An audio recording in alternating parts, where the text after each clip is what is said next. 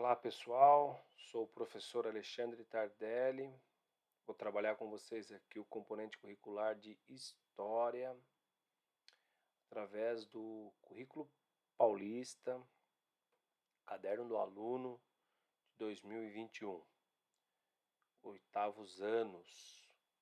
Então vamos colocar aí este currículo em ação. Para isso, trouxe para vocês aqui a unidade temática desta aula, que é o mundo contemporâneo, o antigo regime em crise. Então nós vamos falar um pouquinho aqui da contemporaneidade. O que é isso, professor? Contemporaneidade é o mundo em que vivemos, né? Algo que é contemporâneo é algo que é atual, tá? E nós vamos estudar, portanto, como é que nós chegamos, né, nessa atualidade, né, nesse mundo de hoje. Para isso a gente vai estudar aí o antigo regime em crise, né? Então, como se deu o fim do antigo regime, conhecido também de absolutismo, tá? Que faz parte do período da Idade Moderna, que possibilitou desta forma, né, que chegássemos aí à contemporaneidade. Para isso, nós vamos desenvolver aqui a habilidade, que é identificar os principais aspectos conceituais do iluminismo e do liberalismo e discutir a relação entre eles e a organização do mundo contemporâneo, tá? Então, nós vamos aprender alguns conceitos que são importantes aqui, conceitos históricos, né? Que é o iluminismo e o liberalismo. E como esses conceitos aí, portanto, eles contribuíram, né, para a organização da atualidade. E durante a aula de hoje, nós vamos trabalhar com os objetos de conhecimento, que é a questão do iluminismo e da ilustração. Então, os objetos de conhecimento aqui são os conteúdos. Para falarmos um pouquinho, né, da questão do iluminismo e da ilustração, é importante compreender, né, que o iluminismo, né, desencadeia um movimento de ideias, tá? Um movimento de filósofos, né, que desenvolveram ideias, tá? Então o contato com essas ideias iluministas que nós vamos, né, desenvolver aí ao longo desta unidade temática. E essas ideias, elas questionavam as bases do antigo regime, ou seja, elas questionavam o poder absoluto que os reis exerciam, né? O antigo regime é caracterizado aí pela centralização do poder nas mãos dos reis, tá? Então, o iluminismo, né, as ideias iluministas questionavam, portanto, é, essas bases, né, que dava sustentação ao antigo regime, também chamado de absolutismo. Compreender que essas mudanças, né, que ocorreram ao longo da história, elas trazem reflexos até a atualidade, até os dias de hoje, tá? Então, tanto o iluminismo como o liberalismo ajudaram a moldar o mundo contemporâneo, sendo parte do pensamento das revoluções burguesas. Então, é importante a gente entender aqui o iluminismo e o liberalismo, pois eles nos dão aí, né, esse formato, né, de como é o mundo hoje, tá? Bom, para iniciarmos, trouxe para vocês aqui uma atividade de sensibilização. Então, vocês estão vendo essa imagem aqui atrás, né? Essa imagem é da Praça dos Três Poderes, que fica em Brasília. E para pensarmos um pouquinho aqui sobre essa atividade, eu trouxe para vocês o fragmento de texto que ele diz o seguinte: os três poderes, o executivo, o legislativo e o judiciário, têm suas origens no século XVII, na Europa, com o surgimento de um movimento que ficou conhecido como Iluminismo, cujas ideias influenciaram diversos movimentos sociais e políticos no mundo, entre eles a Revolução Francesa, os movimentos de independência na América Latina e no Brasil e a independência das 13 colônias da América do Norte. Tá? Então vejam vocês aqui, né, que o movimento conhecido como Iluminismo, né, as ideias desencadeadas por esse movimento, vai influenciar, portanto, diversos movimentos pelo mundo, tá? Movimentos sociais, movimentos políticos, né, pelo mundo, que vai culminar aí, né, em eventos, em fatos, né, importantes, como por exemplo a Revolução Francesa, tá? E também a independência da América Latina, inclusive aqui no Brasil. E nós vamos falar um pouquinho da concepção, portanto, dos três poderes, tá? Por isso que vocês estão vendo essa imagem aqui, né, da Praça dos Três Poderes. Então, essa ideia de divisão dos poderes, ela veio desse movimento chamado de iluminista, tá ok? Então, nós tínhamos um contexto de centralização do poder na mão dos reis, e o movimento iluminista ele questionava, né, essa centralização e, consequentemente, né, defendia os filósofos iluministas, né, a divisão desse poder em três. Então, dando origem, né, ao que nós conhecemos aí como o poder executivo, o poder legislativo e o poder judiciário, que está presente, né, no nosso país. Então, em cima desse fragmento de texto, né, dessa primeira atividade, vocês vão responder a pergunta que está colocada aqui abaixo. A Praça dos Três Poderes está localizada na capital federal, em Brasília, fundada em 1960 e é um importante patrimônio cultural brasileiro. Pesquise por que essa praça recebeu esse nome e o que os três poderes representam para o cenário político nacional. Tá? Então vejam vocês, essa Praça dos Três Poderes está localizada na cidade de Brasília, né, a capital do nosso país, a capital federal, foi fundada aqui em 1960. Ela é um importante patrimônio cultural brasileiro e também do mundo, tá? E ali existe uma praça que recebe esse nome, Três Poderes. Então, nesta atividade inicial, você deve pesquisar por que essa praça recebe esse nome, tá? E o que ela representa para o cenário político nacional. Então, você pode parar aqui, começar a aula gravada, tá copiando essa pergunta e fazer essa pesquisa. Dando continuidade aqui, nós temos agora um convite aí para que vocês possam viajar, né, virtualmente até essa Praça dos Três Poderes, tá? Então existe aqui esse site que vai te levar para fazer uma visita virtual, tá, esse local. Então eu vou pôr para vocês aqui rapidamente, tá? Para que a gente possa rapidinho conhecer um pouquinho, né? Ó, então você vai entrar naquele link, né? E você vai entrar neste site. Esse site é do Senado Federal, esse site que vai do Congresso Nacional, melhor dizendo, e que vai te dar a possibilidade de visitar, né, através desses links, né, a fazer a visita ao Senado Federal, tá? Então, vou estar abrindo aqui, rapidinho.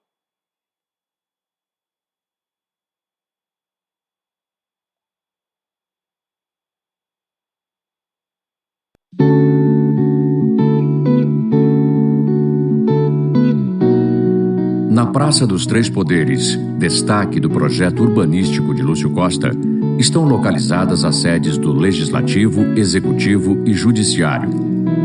Na base do triângulo equilátero, delimitado pela praça, estão o Palácio do Planalto e o Supremo Tribunal Federal. No vértice, fica o Congresso Nacional.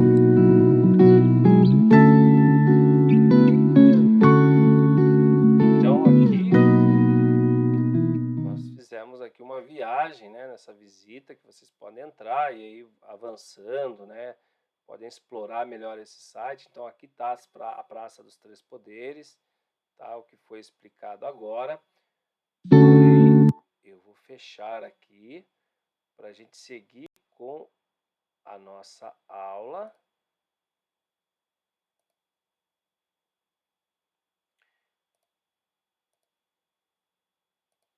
E em cima disso agora eu passei uma outra atividade para vocês, tá? Então, continuação aí da atividade anterior, mas uma atividade que a gente vai discutir dois documentos importantes aqui, tá?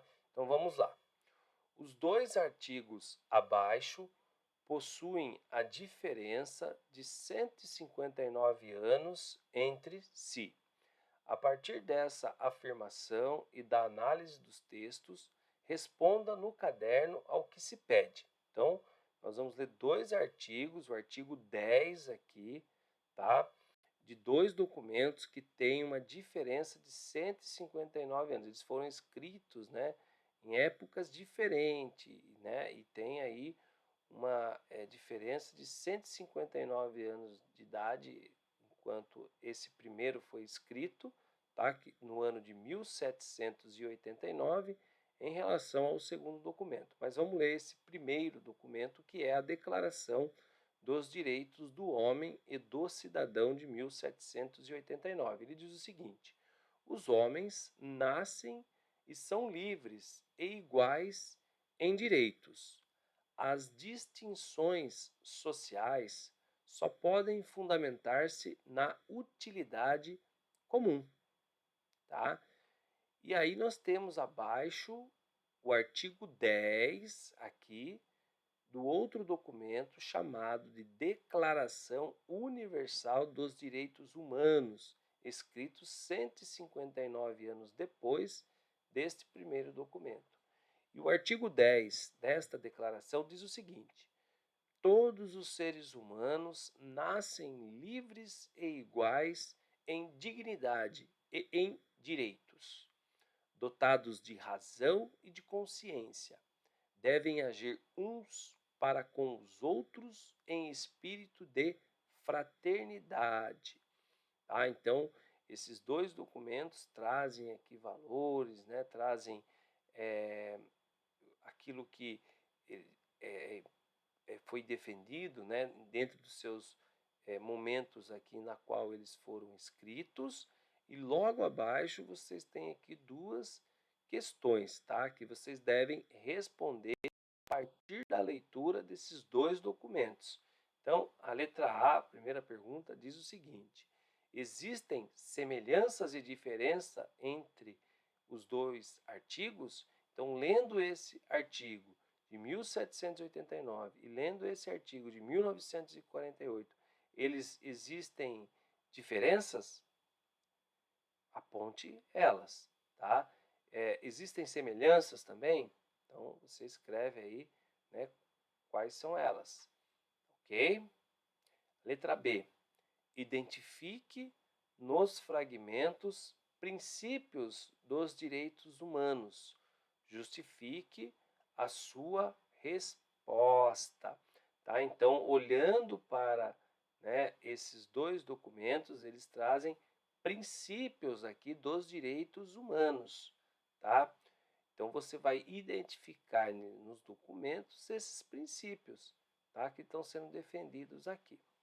Legal? Então, você pode estar copiando, dando uma pausa aí, parar o vídeo, né, para poder desenvolver essa atividade.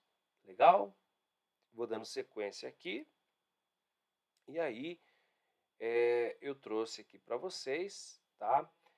O retrato de Olympe de Gouges, tá? Essa mulher, ela viveu de 1748 até 1793, e esse retrato é uma pintura de Alexander Kucharski, que fez essa pintura, né, esse retrato de Olympe de Gouges. E por que eu trouxe, né, a imagem e a discussão que ela fez nesse período? É o seguinte, ela escreveu o seguinte: a mulher nasce livre e tem os mesmos direitos do homem. As distinções sociais só podem ser baseadas no interesse comum. Tá? Então, essa aqui é a Declaração dos Direitos da Mulher e da Cidadã, escrita no ano de 1791, ou seja, 2 anos depois, né, de que foi escrito a Declaração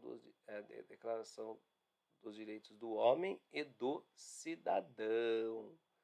Então, quem foi Mary Goose, tá? Que é a Olympe de Gouges. Então, ela adotou o nome de Olympe de Gouges para assinar seus panfletos e petições em uma grande variedade de frentes de luta. Ela lutou para a extirpação da escravidão e, em 1791, ela propôs a Declaração de Direitos da Mulher e da Cidadã, para igualar-se à do homem, aprovada pela Assembleia Nacional. A autora foi guilhotinada em 1793, sob a acusação de ser contra-revolucionária, uma mulher desnaturada, após ter tido embates com Robespierre por se opor à execução de Luís XVI. Então, Robespierre, ele foi um dos líderes da Revolução Francesa, né? Revolução Francesa, evento esse histórico importante, né?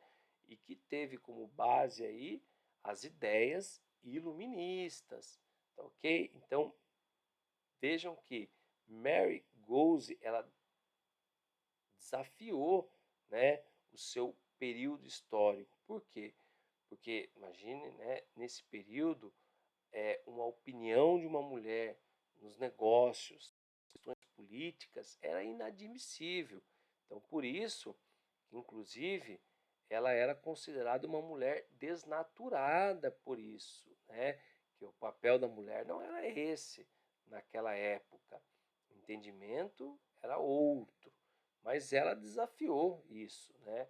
E ela escreveu um documento 2 anos depois da Declaração dos Direitos do Homem e do Cidadão, que foi a Declaração dos Direitos da Mulher e da Cidadã, né? Na qual, no artigo 10 desse documento aqui, ela escreve que a mulher nasce livre e tem os mesmos direitos do homem. As distinções sociais só podem ser baseadas no interesse comum. Então vejam vocês, isso foi considerado uma afronta, né, na época. Mas mesmo assim, ela conseguiu, né, ela lutou, tá, para buscar aí o fim da escravidão e propôs essa declaração que foi aprovada pela Assembleia Nacional. Portanto, ela incomodava, né, muitos homens poderosos, especialmente líderes da Revolução Francesa.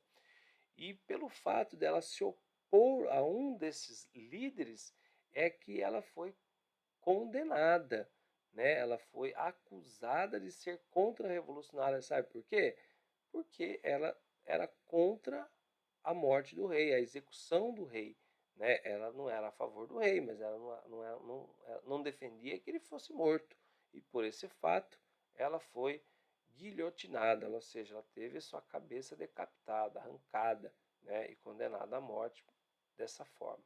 Bom, em cima disso, eu deixei uma pergunta aqui, para que possamos refletir, né, e debater também sobre esse assunto e aprofundar um pouco sobre isso, que é: qual o papel da mulher hoje na sociedade, né? Então a mulher hoje ela tem os mesmos direitos que os homens, né? A mulher pode fazer as mesmas coisas que os homens, enfim. Então gostaria que vocês refletissem, pensassem, tá? Para poder responder esta questão. Beleza, pessoal? Eu vou ficar por aqui. Nossa próxima aula a gente vai continuar debatendo as ideias iluministas, aí nós vamos entrar um pouquinho nos filósofos, conhecer um pouco mais dessas ideias, desses filósofos, né? E aguardo vocês então na nossa próxima aula. Tá legal? Fiquem bem e até a nossa próxima aula.